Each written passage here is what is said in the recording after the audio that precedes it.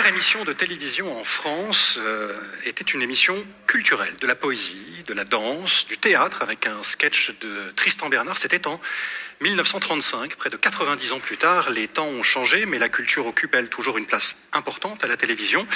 Elle est traitée, suivie dans des reportages, des documentaires, des magazines. Bref, la culture a aussi son laurier. Et pour le remettre, voici l'une des membres de la commission culture du Sénat, commission qu'elle a présidée, Catherine Morin-Desailly.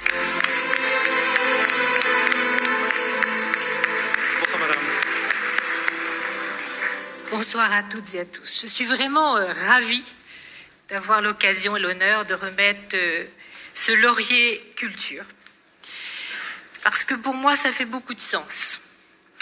Pendant la crise sanitaire, au Parlement, au Sénat en particulier, on avait des débats passionnés. La culture était l'essentiel. Et nous étions nombreux dans cette commission de la culture que j'avais à l'époque l'honneur de présider pour dire oui, il faut que les librairies restent ouvertes. Il faut qu'avec des conditions sanitaires adaptées, les galeries d'art, les cinémas puissent rester ouverts. Parce que la culture, c'est l'essentiel et c'est quand on en est privé qu'on se rend compte à quel point elle habite nos vies, à quel point elle nous rend meilleurs, plus intelligents, plus tolérants. Mais heureusement, nous avions la télévision et la radio qui, pendant cette période, ont rattaché les publics à l'œuvre. Et il faut saluer, comme l'a fait Pierre Sled tout à l'heure, il a dit on a une télévision formidable, un audiovisuel public et privé formidable en France. Et c'est vrai, pendant cette période, ils ont été là et ils nous ont raccrochés à la culture. La culture, c'est ce qui parle à l'intelligence des hommes, à leur cœur, et aux femmes, bien sûr, et à leur sensibilité, tout comme l'œuvre que je vais avoir le plaisir de récompenser d'ici quelques instants. Je parle bien d'œuvre, parce qu'il s'agit d'un petit bijou, je pense, ce qui va être récompensé d'ici quelques instants.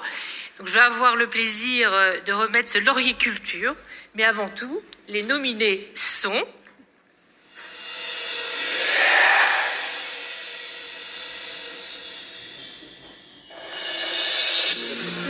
Le 40e prix Théophraste Renaudot a été attribué à Georges Perec. Georges Perec, l'homme qui ne voulait pas oublier, réalisé par Pierre Lannes, France 5. Personne ne connaît ce jeune homme de 29 ans. L'alcool, non, mais l'eau ferrugineuse, oui. La traversée de Bourville, réalisée par Bernard Farou, France 3.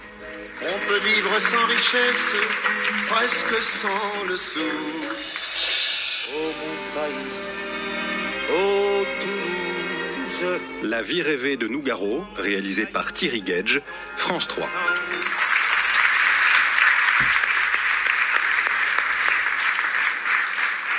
Et le lauréat culture est Georges Perec, l'homme qui ne voulait pas oublier. Georges Perec, l'homme qui ne voulait pas oublier, un documentaire qui brosse le portrait d'un des plus grands écrivains français du XXe siècle, l'un des plus singuliers également, un documentaire écrit et réalisé par Pierre Lannes, avec comme narrateur Jacques Gamblin.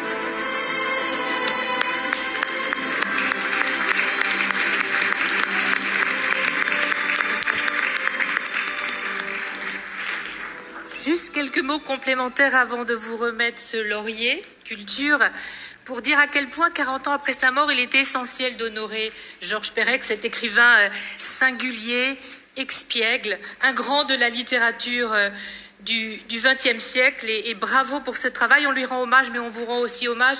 Les critiques étaient absolument enthousiastes et dithyrambiques dans la presse. Je les ai relus ces derniers jours et je voulais saluer tout le travail ainsi que celui de toute votre équipe, celle qui vous entoure. Voici le laurier culture.